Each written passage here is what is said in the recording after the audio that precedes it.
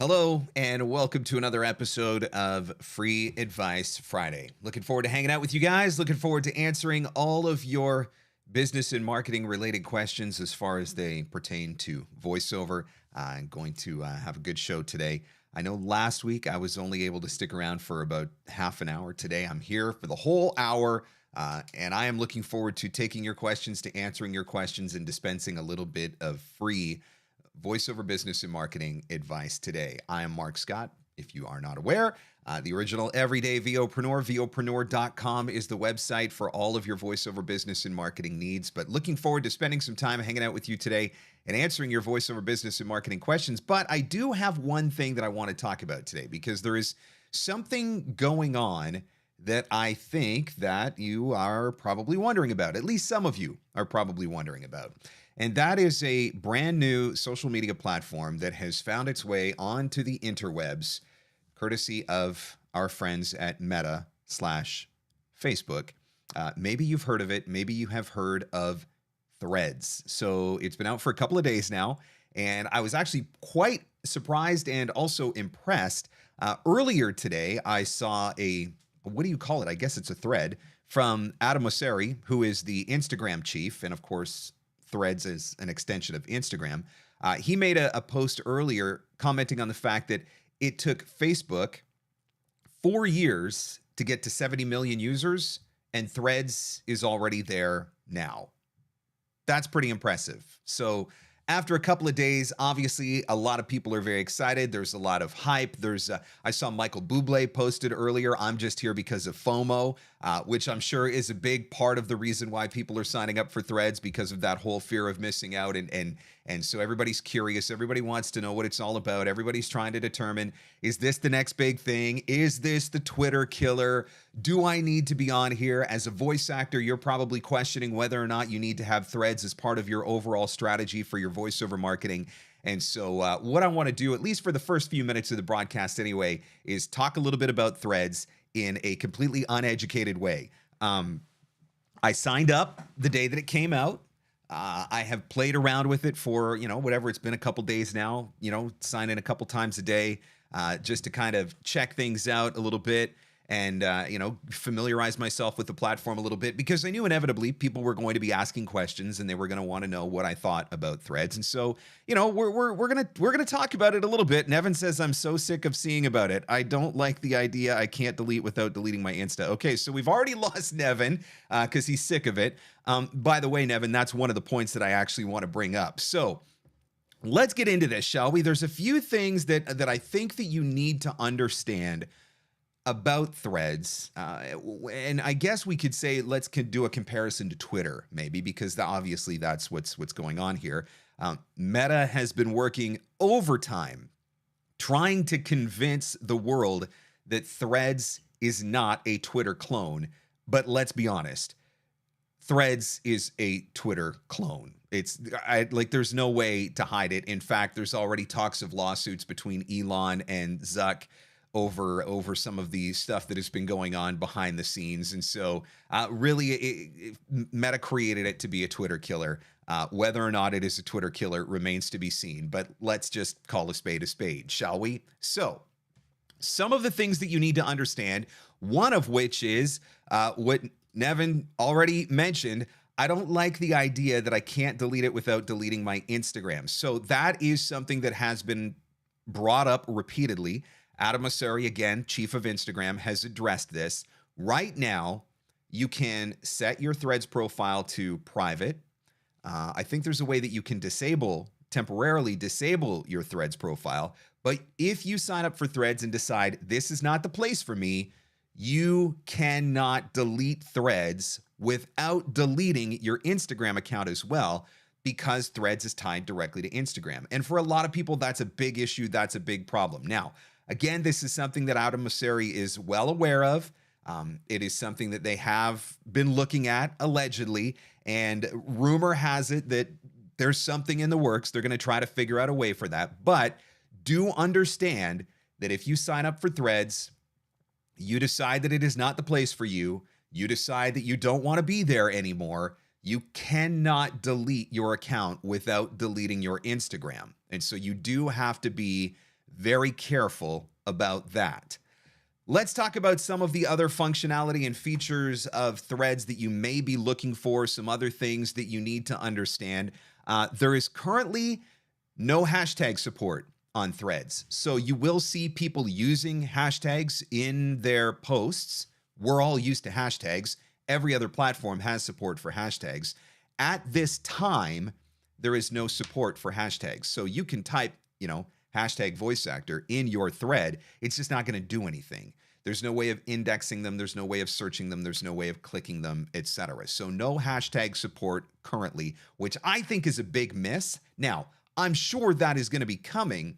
I'm just kind of surprised that that wasn't one of the first things that were included out of the gate. So that's something you've got to be aware of. There is currently no search capability for content on Threads. You can do searches for users, looking for people that you want to follow if you're looking for a specific person that you want to get connected with. So that is an option, but you cannot search the actual content at this time. I should just add that disclaimer. Everything that I'm saying is at this time, because I'm sure a lot of this stuff is going to come eventually. It's just not here at this time. Something else that is a differentiator between Threads and Twitter, Threads actually gives you a longer character limit. So with Threads, you can actually do up to 500 characters. So it does allow you to have a slightly longer post. And so that's something else that you'll want to be aware of. One of the things that I was disappointed with is the GIF support. So if you have GIFs on your phone, you've saved them to your photo stream, or you've saved them to your iCloud Photos, or you've saved them to a Google Drive or whatever, you can upload GIFs to Threads and include them in your posts, but there's not a searchable library like there is on Facebook or like there is on Twitter, which is a little bit of a disappointment because I actually do enjoy putting GIFs in my threads or in my tweets or in my posts or in my content every once in a while, but I don't want to go searching at a third-party place, find it, save it, put it on my phone, go upload it to Threads. That's way too much work for me. So at this time, there are no built-in GIF functionality. There's no built-in GIF functionality. Let's see, what else? You can include up to 10 multimedia attachments per thread, which is something that is different from Twitter. So that means pictures, videos, GIFs, etc. So there is support for those things. You can upload your pictures, you can upload your videos, and all of that sort of stuff. Another thing that I think Threads dropped the ball on out of the gate, but I'm sure it's going to come, it doesn't currently have a direct message option. It's a pretty basic app right now. Now, of course, this is the first iteration. My guess is that this is one of those things where it's like, get the minimum viable product out to market, and then we'll make some improvements, some tweaks, some changes, etc. along the way. So it just feels though like there's a lot that's missing right now. And maybe you're not noticing all of those things because you're just excited or buying into the hype or whatever. And so I'm just here to shine a little light on some of these things that I've noticed after playing with it for a few days. Let's see, what else? There is currently no native cross support between Threads and Instagram, despite the fact that the two use the same account. So you cannot take content from Instagram and post it to Threads. You cannot take content from Threads and just ship it over to Instagram. There's no cross support, again, yet. Threads currently does not offer any trending topics, so you will not be able to post or tweet or thread, or I'm going to keep saying tweet now because I've been on Twitter almost since the very beginning. But currently no trending topics. Threads cannot be edited, which has always been one of the biggest frustrations with Twitter as well. Of course, now with Twitter, you can edit if you are a subscribed member, which most of us, I'm guessing, are probably not subscribed members. So no editing capability on Threads. Your feed is chosen by an algorithm, not by you. And I think that's really interesting. Like, for me, here, let's do this, shall we? Let's take a look. I'm going to bring this up. So if I go to, I'm not following anybody at this point because I've just created the account, and I did not import over all of my Instagram followers at this point. I didn't want to import over all of my Instagram followers. So you can see I got 257 followers at this point, but I'm not following anybody, but yet I have an entire feed here that the algorithm has built for me based on who knows what, content that it wants to push, content that it thinks that I might like, content from people that I might be connected with on other platforms. Because let's be honest, oh look, Grimace. Big Brother is always watching, so Facebook knows exactly what you're doing when you're on the internet. So the algorithm right now is building your feed. Now, ultimately, there is a rumor that there will be a follower feed coming. So if you go to Twitter right now, there's the general feed, which is a mix of people that you follow and suggested content by Twitter. But you can go to a separate feed, which is just the people that you follow. That capability is not currently built into Threads. So right now, whatever the feed is, it's primarily going to be algorithm driven. Now, that does not mean that you will not see content from people that you follow. Of course, you're going to see content from people that you follow. It just means that there's going to be a lot of content in there that is suggested specifically by the algorithm. Now, one of the other things that I think is nice about Threads, there's no ads, but I'm going to add the major caveat of there's no ads yet. That is inevitable. Ads are going to come to Threads. Facebook is going to monetize this. It's just a matter of time. So don't get used to it right now. I am sure that there is probably an army of Facebook sales reps that are out there right now pitching to every single company who has abandoned Twitter and trying to get them to sign up to do advertising on Threads. There is currently no desktop support for Threads, which is actually something I was a little bit disappointed about as well, because during the day, I don't always have my phone in the studio with me. It becomes a distraction. And so I want to be able to just quickly sign in on my desktop. Now, that is something that Instagram chief Adam Mosseri has said is coming. It's in the works. So when all of this stuff is coming, I don't know, but apparently that one is in the works. The other thing that you would want to, that might matter to some people, is there is currently no way to bookmark Threads. So if there's a thread that you see that you like and you wanted to be able to add a bookmark to come back and revisit that thread later, then there's no way to do that. And there's also no way to see if you like a thread, if you click that little favorite, that little heart icon, there's no way to see a collection of everything that you have favorited over time, which Twitter does have built-in support for both bookmarks and for the heart icon. I got to tell you, this is like Vegas gambling right now because of the fact that I'm not following anybody and I'm just getting whatever content Threads is pushing out to me. I am so afraid of what is going to pop up on the screen as I'm scrolling through right now, because Lord knows there's some crazy stuff happening out there on the internet. I know that there's an argument that Twitter has become too political. I certainly can understand that depending on which side you sit on. I can tell you from my own experience scrolling through Threads, I have already seen plenty of politics in Threads. What I would say is Twitter may be leaning a little bit more right, and it seems like Threads right now may be leaning a little bit more left. I don't want to have that argument. I am not here to debate any of that stuff with you. I am just here to tell you what I have seen. This is your activity feed in Threads. So there's only one stream at first. So I can see anybody that has replied to me, anybody that has followed me, anybody that has reposted something that I've shared, anybody that has commented back, anybody that has favorited. So I can see all of those things right from here. And then if you go up to the top menu, you can just see your reply feed, your mention feed.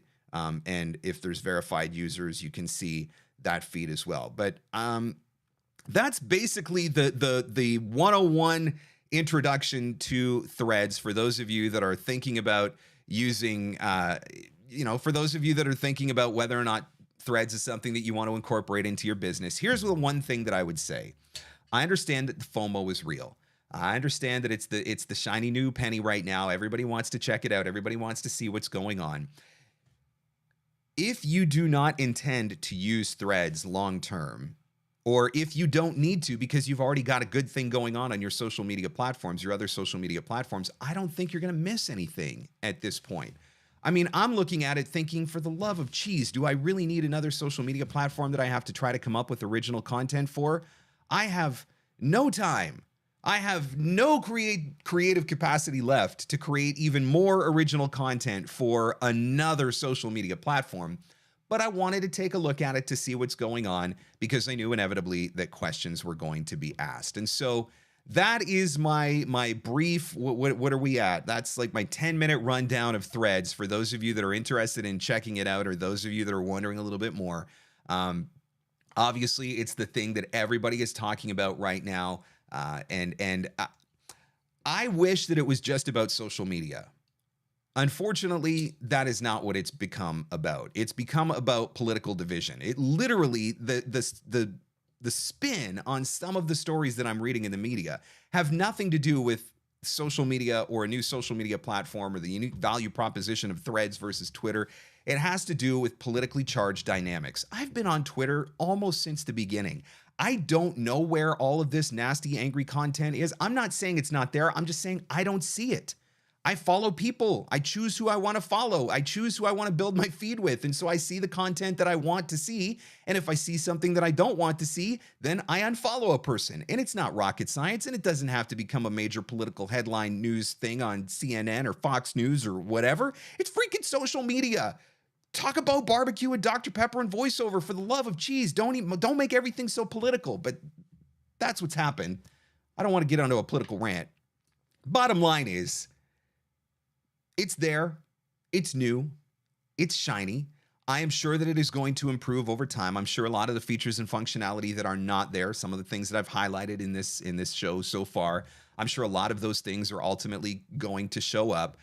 But like any social media platform, you're going to get out of it what you put into it.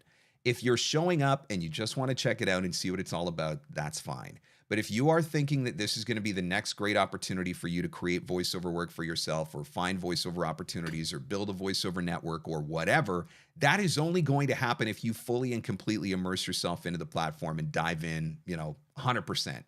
If you're not willing to do that, I don't know that it's going to be worth it for you at this point. Now, talk to me a month from now. Maybe I'll feel differently. Obviously, the platform's only been online for a couple of days, so I can only say based on what I've seen so far.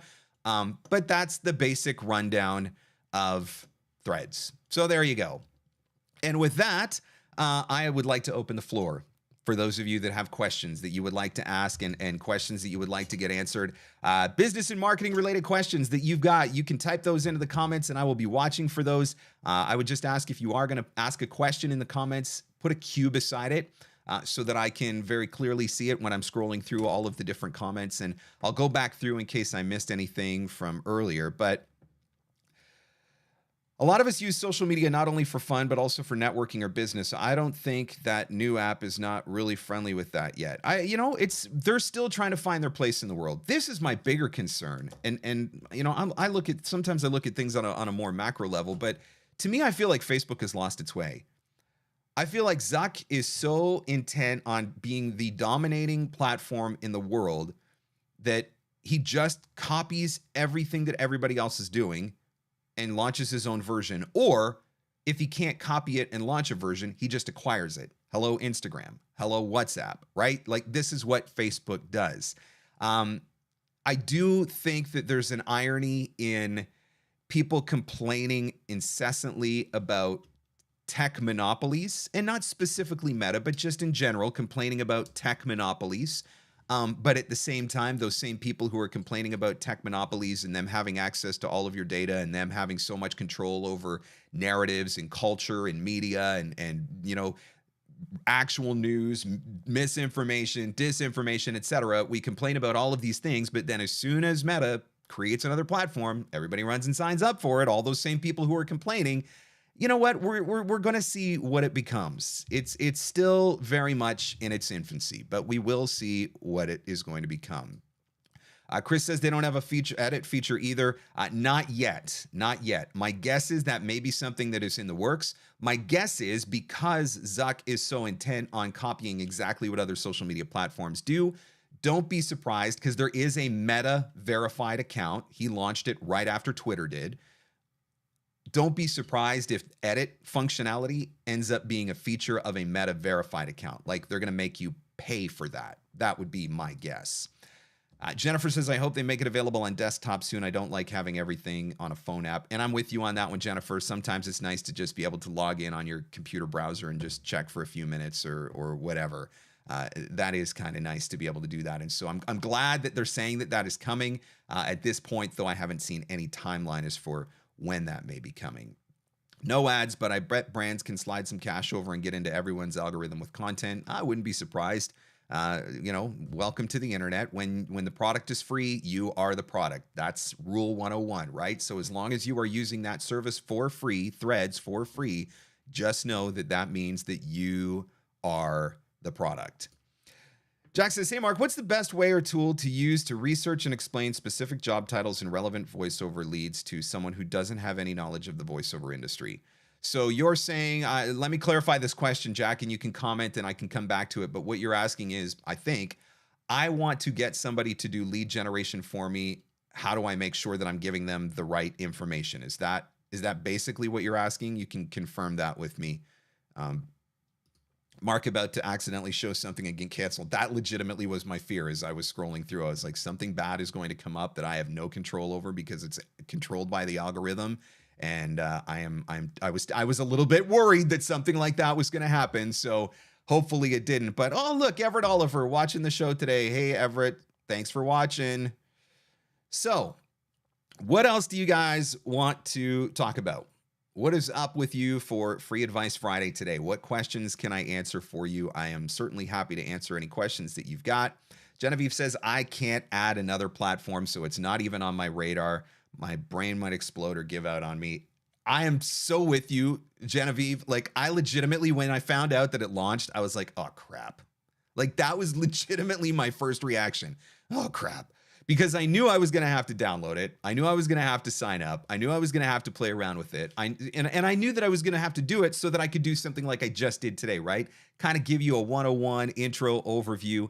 That's part of the responsibility that I take on being a business and marketing coach. But am I on Threads long term? I don't know. I mean, I did the same thing with TikTok. I signed up with it. I played around with it. I got a little bit of an understanding of it, but ultimately decided TikTok was not for me. And so I'm just not using that platform a ton. We'll see ultimately what happens with Threads. I think the other thing I'll be curious to see is obviously right now it's still new. So everybody's signing up and checking it out. But what is the longevity of it? In 3 months from now, are all of those people still using Threads, or is the novelty of it wore off? That's the big question for me. And we can't answer that for 3 months. Steve says, my website is being built with 3 genre pages, e-learning, corporate, and commercial. When email direct marketing, is it best practice to send specific genre link as opposed to homepage? Oh, great question, Steve. I'm happy to answer that question for you. I think it partly depends on how you're building out your genre page, but I do absolutely think that there is value in directing people straight to the page that is relevant to them. This is one of the reasons why I created landing pages in the first place. I started doing this probably 10 years ago, maybe even longer at this point. So if I'm marketing to an e-learning company, I can send them to my e-learning landing page. And while they're on that e-learning landing page, they are only going to see the content that is relevant to them. They'll be able to hear my e-learning demo, listen to samples of my e-learning work, maybe see some testimonials from some of my e-learning clients, right? So it's just the information that's relevant to them. That does not mean they can't get access to the rest of my website. Of course, they can click around and get access to the rest of my website. But initially, I just want to give them access to the information that is relevant to them. I don't want to overwhelm them with a lot of stuff that maybe they don't need to know. So I would say that if you've got all the necessary content on that landing page, then 100% I would send them there. What is the necessary content? At the very least, I need to see your demos on there. I'd like to see a couple samples of e-learning work if you have it, a little bit of a blurb about your specific e-learning services, maybe a testimonial if you've got one. Like, just give me some of those essentials. And then, of course, a very clear call to action, telling them what the next step is if they want to work with you. Guys, thanks so much for joining on Free Advice Friday today. By the way, if you are enjoying the broadcast so far, if you're learning some things, would you do me a favor and hit that like button? That like button helps people to find Free Advice Friday. It helps me a little bit in the YouTube world, in the algorithm. Hey, we all are subject to algorithms in every capacity now. So if you could just hit that like button if you're enjoying the show so far, I would certainly appreciate it. I also wanted to mention this weekend, I'm running a flash sale on 101 ways to find voiceover leads. This is a 2-hour video masterclass. And in this masterclass, I say it's 101 ways to find voiceover leads. It's actually 122. I went overboard. What can I say? But this weekend only, I'm running a flash sale on this masterclass. So if you go to VOpreneur.com, click onto the store, go to 101 ways to find VO leads, enter the promo code LEADSFlash for the Leads Flash sale. Promo code LEADSFlash, and you're going to save 20% off of 101 ways to find voiceover leads. So again, go to VOpreneur.com. Let's bring it up here. Go to VOpreneur.com, click on the store.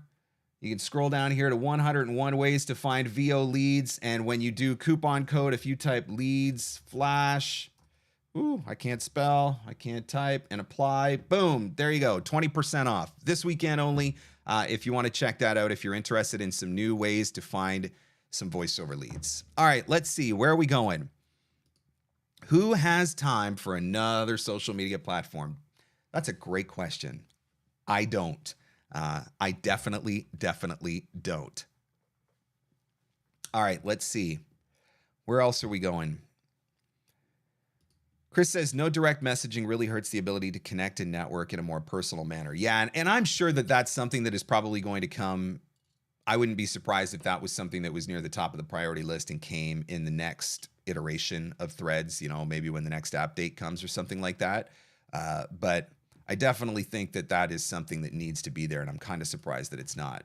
Nevin says, I've been thinking of deleting my voice over Facebook. I rarely post to it or even look over my feed. Yeah, and look, I've had a lot of frustration with Facebook lately because the VOpreneur group, which I've worked my butt off to build, almost 6,000 members in that group, and on average, my posts in my own group reach less than 5% of the user base.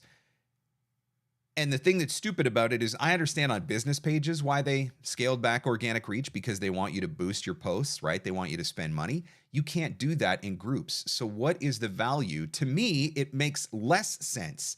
To me, you would want the groups to have higher reach because they would have higher engagement, because if they have higher engagement, people are staying on the platform longer. And if people are staying on the platform longer, they're seeing more ads. And ultimately, you can call Facebook a social media platform, but it's really just an advertising platform. And so to me, they're actually hurting themselves by limiting the organic reach. But I definitely am having more and more conversations with people who are frustrated with what is the point of even having it when nobody is seeing my content anyway, unless your plan is to spend money, and not everybody wants to or has the ability to spend money. Bob says, all my social media ends up just being fellow VO people talking about jobs they got from other resources I still don't know how to get. So Bob, I mean, a big part of it, this is your opportunity with Threads. So one of the reasons why I did not move over all of my followers from Instagram, or rather everybody that I follow on Instagram, is because I thought, okay, this is an opportunity to build a platform fresh. This is an opportunity to choose right from the ground zero who I'm going to follow. And so I could strategically build my Threads account with production companies, with e-learning companies, with documentary filmmakers, with people who would potentially be hiring me for voiceover. And ultimately, my hope would be that that would be the bulk of the content that I would see in my feed. Of course, ultimately, Threads has control over that because it's algorithm driven, and they've already told us that. So that's definitely something to keep in mind. All right, going back to Jack's question from earlier, Jack wanted to know about what's the best way or best tool to use to research to explain specific job titles. So, I mean, there's a couple of different things that I would be looking at here. So if you're training a lead generator, your lead generator is only going to do as good of a job as the information that you provide them. So if you say to your lead generator, who is not inside of the voiceover industry, I would like you to find me voiceover leads. Don't be surprised if your lead generator comes back with a list of 100 voice actors, because that would be a voiceover lead. So you have to be able to give very specific instructions to that lead generator. I want you to do searches for e-learning production companies, and I want you to provide me with a list of instructional designers and e-learning developers. Those are the job titles that we're looking for. So there's a couple of ways that you can go about figuring that out. First and foremost is just going through your own client list.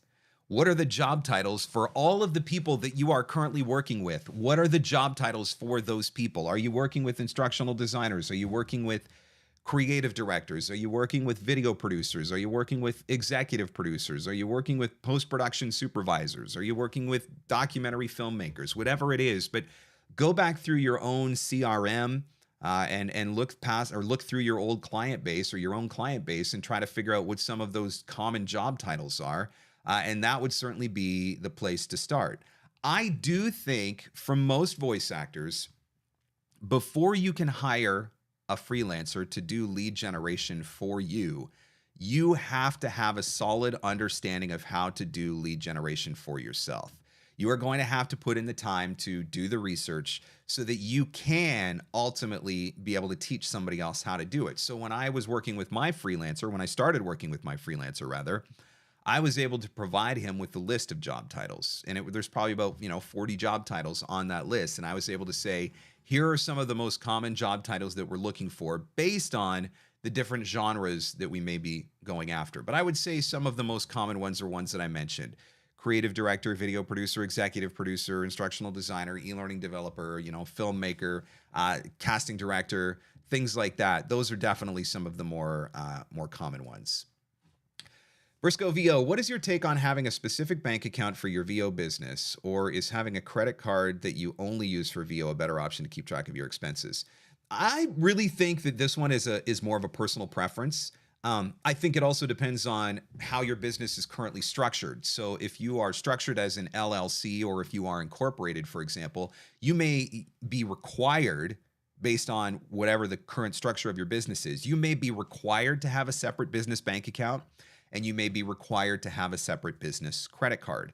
So the first thing that I would do is talk to your accountant and find out if there are any specific requirements based on the structure that you've chosen for your business. And if you haven't thought about the structure for your business, that may also be a question that you want to have. In the United States, the LLC is very common. In Canada, the LLC doesn't exist. In Canada, you have to go incorporated, and the steps and the hoops that you have to jump through for incorporation are much more complex and frustrating, which is one of the reasons why I currently operate as a sole proprietor. So I am not set up with separate accounts right now because I don't need to be. I do have separate accounts that I use so that money gets funneled. Like I have a separate account for my taxes, and a certain percentage of every single payment that I receive gets funneled into that account so that I can make my quarterly tax payments. And so that's part of how I have my system set up. I don't use a separate credit card for my business expenses, but I do go through, at least I try to do it as I make purchases, but at the very least, I try to go through at the end of every month and just reconcile all of those expenses. So I look back over my credit card statement, I look back over my bank statement, and I make sure that any expenses that were specifically business related get documented in my tax accounting software, and the necessary receipts get attached to it. So a part of that really is going to come down to the structure of your business.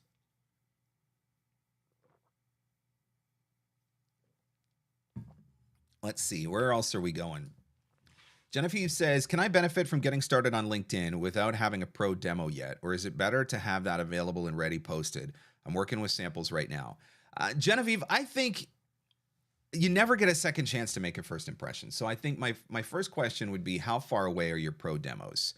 If your pro demos are going to be here relatively soon, then I would say right now, I would probably hold off on building up LinkedIn specifically, because when you start building a network on LinkedIn, you start sending out a bunch of connection requests on LinkedIn, instinctively, a percentage of those people are going to want to check you out to find out who is this person and why are they connecting with me.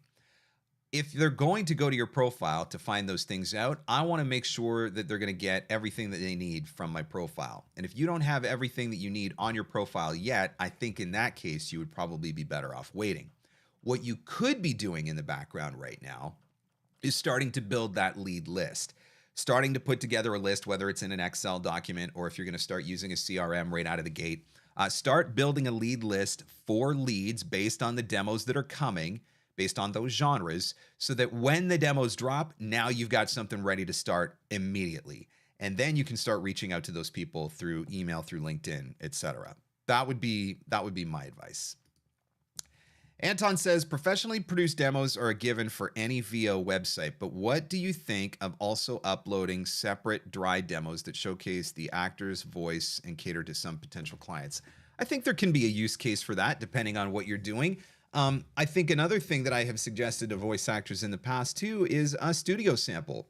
So adding an audio clip that is just a straight dry read, very similar to what you would send to Uncle Roy if Uncle Roy was going to do a studio assessment for you. But getting that studio sample that allows them to hear how good, not like they get to hear your voice without any production behind it, but they also get to hear how good your studio sounds. And I think that there's definitely some value in that as well. Again, guys, thanks for coming to Free Advice Friday. If you do have a question that you would like to ask and get answered, feel free to type that question into the comments. I am keeping an eye on the comments and going to work through as many questions as I possibly can. But if you'd like to ask a question, just put a Q beside it so that it stands out for me a little bit better in the comments as they're scrolling by on my feed.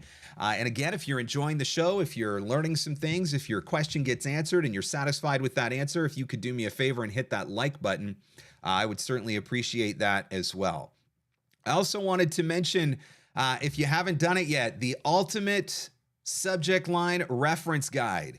A lot of people are asking me about subject lines. Everybody wants to know about subject lines. Next to what do I write in my marketing email, the second most common question I get is what do I put in the subject line? And that is why I have created the VOpreneur Ultimate Subject Line Reference Guide. So this reference guide is available if you go to the website at VOpreneur.com. It's right there on the homepage, the Ultimate VOpreneur Subject Line Guide. $27, and here's what you're gonna get. You are going to get 5 different themes that you can use for drafting your own subject lines. You are also going to get 40 pre-written subject lines, which you can either use as is or use them to spark your own creative imagination. And then there's also a whole bunch of other helpful tips, just general guidelines and best practices for writing subject lines. This is all available in an instant download. It's at VOpreneur.com, $27. This is going to take all of the guesswork and the stress out of writing email subject lines. So if that is something that you struggle with, that may be something that you want to check out, and that is available for instant download at VOpreneur.com. Ryan says, I've heard differing opinions on joining my local chamber of commerce. In your opinion, is there any benefit to this other than having your name or business out there? I think the value in the chamber is going to come from what you put into it. If you sign up for a chamber of commerce, there are certain things that you will probably get. You will probably get your name and company name listed on their business directory. It will probably get included in a website directory, possibly included in a print directory. Different chambers have different features and perks and benefits. So for example, my local chamber, I can get a discount for a corporate rate for fuel at a particular gas station. I can get a discounted rate for shipping with FedEx or UPS. I can get a discounted rate for benefits. I can get signed up for group benefits through the chamber. And so there's a whole bunch of different things like that. So if you're interested in those perks, that's certainly one thing. But where the true value, I think, for the chamber comes from is in the networking. And so if you are somebody who is comfortable with in-person networking, if you are somebody who is going to put the effort in to do that in-person networking, show up to those events, meet people, shake hands, hand out business cards, establish relationships, then in that instance, I do think that there can be value in joining your local chamber of commerce. Get to know them. Walk in. My chamber has an office. I've gone in. I've visited them. I've had conversations with them. Find out about what the different things are that they offer. Find out about the networking opportunities that exist. My chamber will often do, you'll see, different training opportunities for small businesses and things of that nature. So I definitely think that there can be a use case for it. But again, it's like anything else, right? You get out of it what you put into it. If you pay $888 for a Voice 123 membership, but then you only audition once a month, are you really getting any value out of it? Not necessarily. Is that Voice 123's fault? Nope. Same thing goes with your chamber. If you're going to sign up for the chamber, it's one of those things where I would say you've got to be committed to actually making it work for you. And for the people who enjoy the in-person networking and who thrive in that space, and I know some voice actors who crush it in that space, that's where I think the use case for the chamber absolutely comes into play. Briscoe says, how long would you wait to use the free trial of LinkedIn Pro and add the information to my CRM? I will tell you that I have personally never done the LinkedIn Pro trial.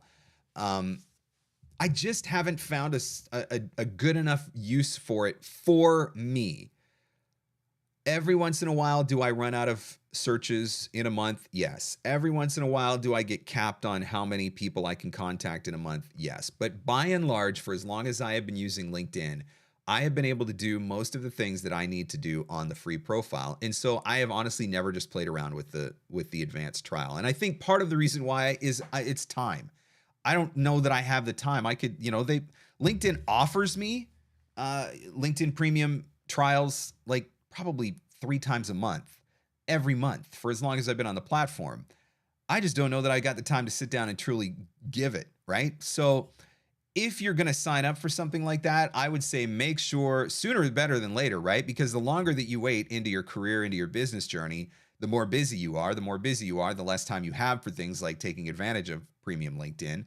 So I would say if you've got your website up and running and you're happy with it, if you've got your demos up and you're happy with your demos, you got pro demos, if you're coached up and you're ready to deliver the goods from a voiceover standpoint, your studio sounds great, your audio's been approved, right? If you've got all of those foundational principles in place and you want to do that free LinkedIn try it out for 30 days or whatever they offer you, go for it. Why not? John says, plug for the class. It's a good one. Talking about the 101 ways to find voiceover leads. So again, if you go to VOpreneur.com, click on store, you can get the 101 ways to find VO leads masterclass this weekend. It's a weekend flash sale. Take 20% off. Use promo code LEADSFLASH. Promo code LEADSFLASH. You'll get 20% off and you get instant access to the course. You could literally sit down and start watching that course this weekend, coming up with some new and fun ways to find some voiceover leads. Thank you guys for hanging out today. Thank you for all the questions that you're bringing and everything that you are asking. This has been really great. Some great conversations going in the chat as well. I see Liz is offering some insights. Liz is somebody who's been doing this a while and she knows what she's talking about. So offering some insights on business accounts and credit cards and different things like that. Again, a lot of it depends on how your business is structured, where you're at in your business. And these are the types of questions that are worth asking an accountant, which brings me to another point. When do I start with an accountant? That's a question I get asked a lot.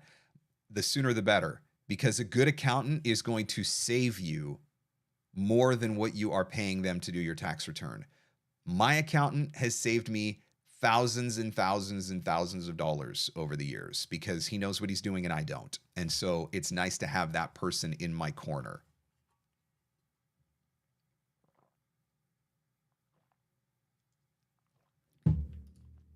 Uncle Roy says, okay, I'm here. Welcome to the show, Uncle Roy. Almost never misses. Again, if you've got a question that you would like to ask and get answered, feel free to type that question into the comments. Just put a Q beside it so it'll pop up on my screen. It does make it a little bit easier for me to find. Briscoe, I began using Apollo after hearing you mention it last week, and it has really good synergy with HubSpot, especially for adding leads from LinkedIn. Great way to build your CRM. Yes, and Apollo does have limited support right now for CRMs, but HubSpot is one of the CRMs that they do have built-in support for. Man, I'll tell you what, I would absolutely love it if they built support for Nimble, but at the same time, I can use the Nimble Prospector widget in Google Chrome while I'm working in Apollo, and I can get things very easily into my Nimble CRM as well. So there are workarounds as well. Several chambers in my area, they're ridiculously expensive. And that is going to be a deciding factor, right? Like the town that I live in is not a huge town and the chamber membership is a couple $100s a year. But then if you live in Chicago, right, you're going to pay way more for a chamber membership, in which case it might not be worth it. But that being said, it is worth investigating whether or not there are still public networking events. Chambers in larger cities, and not specifically, sometimes in smaller cities as well, but chambers will periodically do networking events that are open to anyone because that's part of the way that they try to recruit new members. And so keep an eye out for those, because even if you could attend one of those events and meet one person, give your business card to one person, it might ultimately be worth it, right? And so always investigate to find out. All right, let's see what else is going on here. Stevie Daniels, do you think it's a smart strategy to start off marketing to website homepage and then shift to genre pages once they're more thorough? Yeah, I don't think that's one of those things that really ultimately is going to impact you one way or another. I think as long as you've got all of the necessary information on your website, that's the most important thing. I think your website needs to look clean. I think it needs to look professional. If you're using Wix or Squarespace or something like that, just make sure that it's got a nice, clean design on it. Make sure that you're giving people demos. Make sure that you're giving them some social proof, some testimonials. Make sure that you're outlining the services that you have to offer. Make sure there's a very clear call to action on your website. Make it super easy for me to get in touch with you. Like, just make it like kindergarten brain capacity for me to surf your website and do the things that I need to do. And right now, if you're just marketing to your homepage, great. If you're going to add those genre pages down the road, great. When you're ready, you add the genre pages down the road and you can shift your strategy when the time comes. Absolutely no problem with doing that. What else, guys? Again, thank you for joining. Thank you for hanging out. Did you check out the new episode of the podcast? Allie came on the show and wanted to talk about summer marketing. I was teasing her a little bit in the interview. I said, come on, Allie, what you're really asking me is, can I take the summer off from my voiceover marketing? And she just kind of smiled and laughed. But if you're looking for some tips for more effective summer marketing, chances are if you're sending emails, you've gotten some out of office notices. People are going on vacation. You're going on vacation. You're wondering whether or not it is even worth it. And so I addressed some of those in the latest episode of the summer series. All the episodes of the podcast, of course, are available at VOpreneur.com. So head over to the website or wherever fine podcasts are given away for free. And you can check out the podcast. Apple's got it, Google's got it, Spotify, everywhere. But they're also right here at VOpreneur.com. Just click on the podcast link and you can listen to the new episode with Allie. I hope you guys are enjoying these summer series episodes. They've been kind of fun to do. Just an opportunity to do some short, quick hit episodes, which is kind of nice. Gives me a little bit of a break over the course of the summer as well. And, I need a break every once in a while. It's a lot putting out 52 podcasts every single year. So let's see what else is going on in the chat here. Hey, Mark, what is the promo code for your leads class? It is leads flash. So again, if you go to VOpreneur.com, click on store, you can scroll down to where you see it. There's 101 ways to find voiceover leads. If you put leads flash and hit apply, instantly 20% off. Leads flash. Grab that course this weekend only. Tons of great advice in that course. Tons of places. We always think about some of the obvious ones, right? We think about doing Google searches. We think about using a tool like LinkedIn. But literally, there are 122 ways, 122 places that you could be looking for voiceover leads. And I guarantee you that even if 3 or 4 of them grabbed your attention and you thought, I could totally do that, this course is going to pay for itself multiple times over. So check that out. Mike says, are museums good prospects for VO work, recorded narrations for exhibits? Absolutely. I know people that do that kind of work. And so that is definitely some place that you could be looking for opportunities. And I would say that would be a place where initially, at least, I would start on a local level, whether or not there are local museums in your area. I know one particular voice actor who had an ongoing thing with a museum for several years doing their exhibits and actually made quite a bit of money doing something like that. So there are definitely some opportunities there. Terry says, are you still taking more questions for the summer series or are you all booked up? That is a great question, Terry. I think I have 2 more spots left, for August, because I know I've got a couple of interviews that I'm recording next week. I'm just going to I actually need to bring up my sheet because I can't remember off the top of my head. So just, please stand by while I pull up my content calendar and try to figure out whether or not. I think it was 2 spots left. Yes, there were 2 spots left. If you would like to submit a question for the summer series, actually, you know what I will do right now is I will put a link in the chat. If you are watching Free Advice Friday right now, maybe you're not familiar with what is going on for the summer series, but I'm offering VOpreneurs an opportunity to come on to the show, ask a question, and get an answer. So if you've got a question that you would like to ask, then I'm going to put a link in the chat here. Hang on, stand by. We're doing everything live. If you click that link in the chat, it'll take you to a Google document where you can fill out the quick survey. It's just a couple of quick questions that you can answer. And I cannot obviously promise that every question is going to make it to the show, but every question certainly does get equal consideration. And so if there is something that you would like to be able to come on the podcast and ask me, feel free to click that document, fill out that form. And I'm certainly open to taking questions. All right, let's see. What else is going on? What else can I help you guys with? What other questions can I answer for Free Advice Friday? By the way, thank you for watching. As always, hit that like button if you're enjoying the broadcast, if your question got answered, if you learned something new, if you found some value in Free Advice Friday. I'd certainly appreciate it if you'd hit that like button. All right, what else? What can I answer for you? Have I missed questions? That's the other thing I should probably be looking for. Jack says, what's the ideal ratio of VO content to personal lifestyle type posts on something like Instagram? I don't know if there's a specific ratio of work to personal. I do think that there is a difference between talking about voiceover and asking for voiceover work. So I got no problem going on Instagram and talking about a project that I'm working on, or talking about a new client that I'm working with, or posting a fun booth selfie, or some shot from the office, or different things like that. I got no issues with that. I do want to have a nice balance between the number of times that I ask for voiceover, right? So when I'm posting my demos and pitching for people to hire me for voiceover work or whatever, that I want to be a little bit more careful about. So that I want to make sure doesn't become the dominating theme of any of my social media platforms, whether that's Instagram, Twitter, any of them.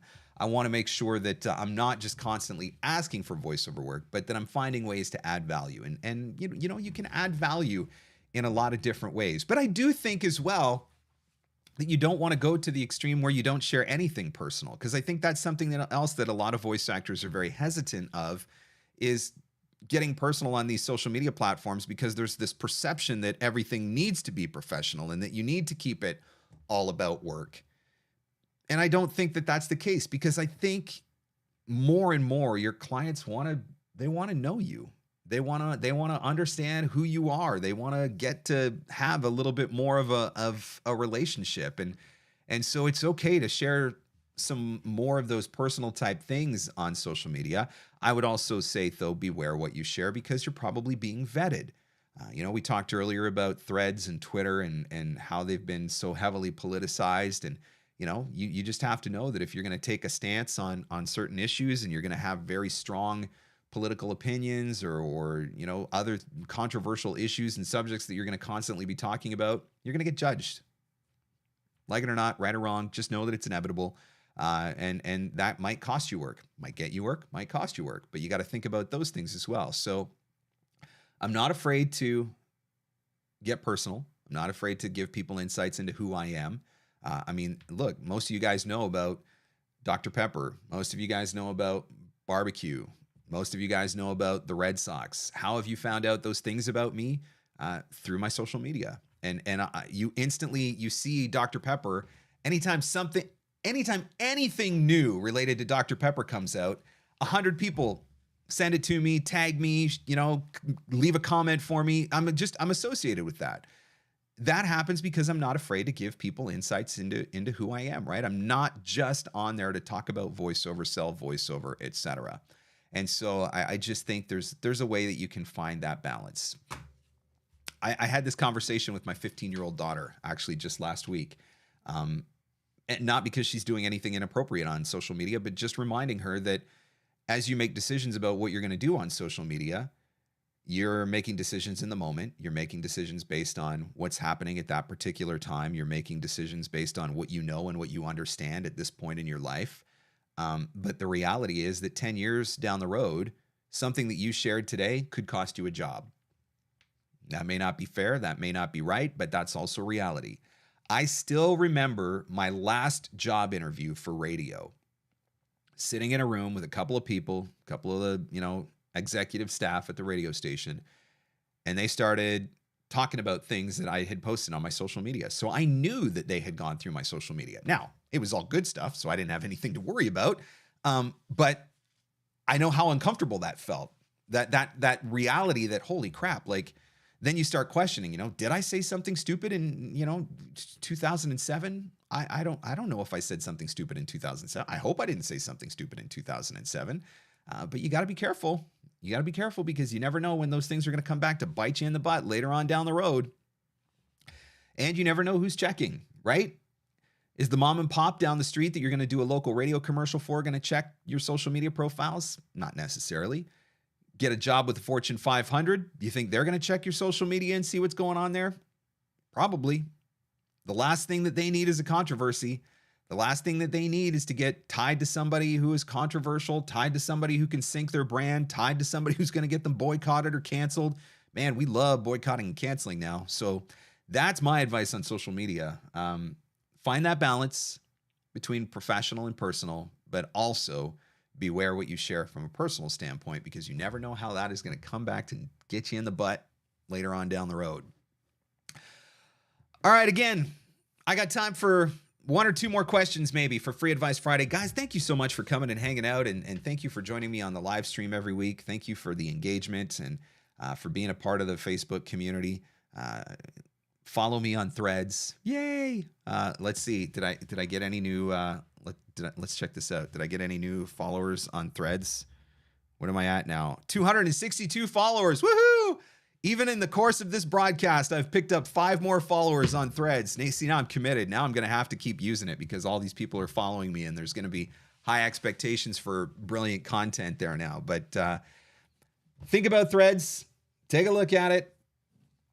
Maybe it's going to be the platform for you. Maybe it's not, but just know some of the limitations of it right now.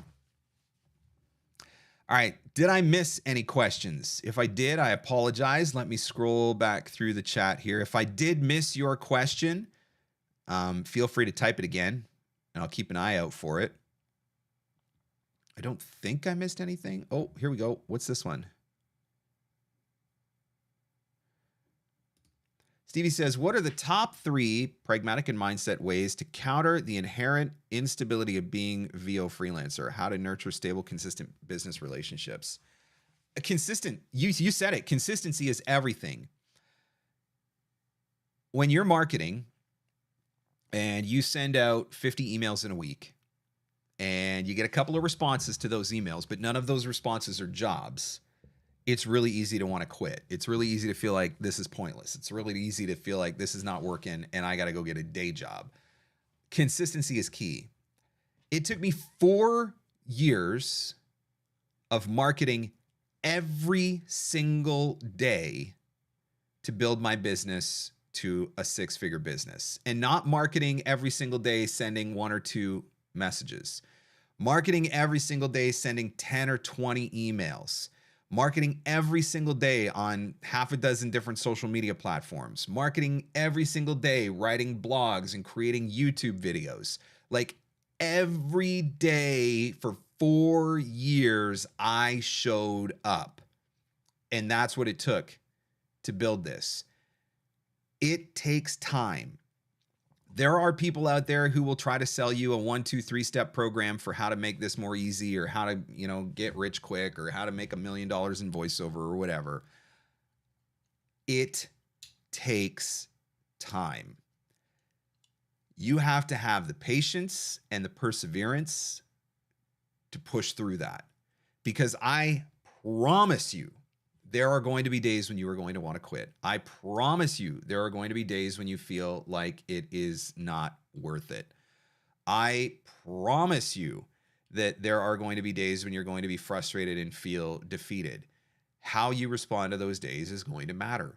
Keep sending the emails. I can't tell you how many conversations I have had with voice actors who at one point were ready to quit, but then they come back to me a month later, 2 months later, sometimes a year later, and they're like, this stuff really works. Yes, it really works. It just takes time. You've got to be patient. You've got to be persistent. You've got to be consistent. That is probably the number one thing, is you have to be consistent.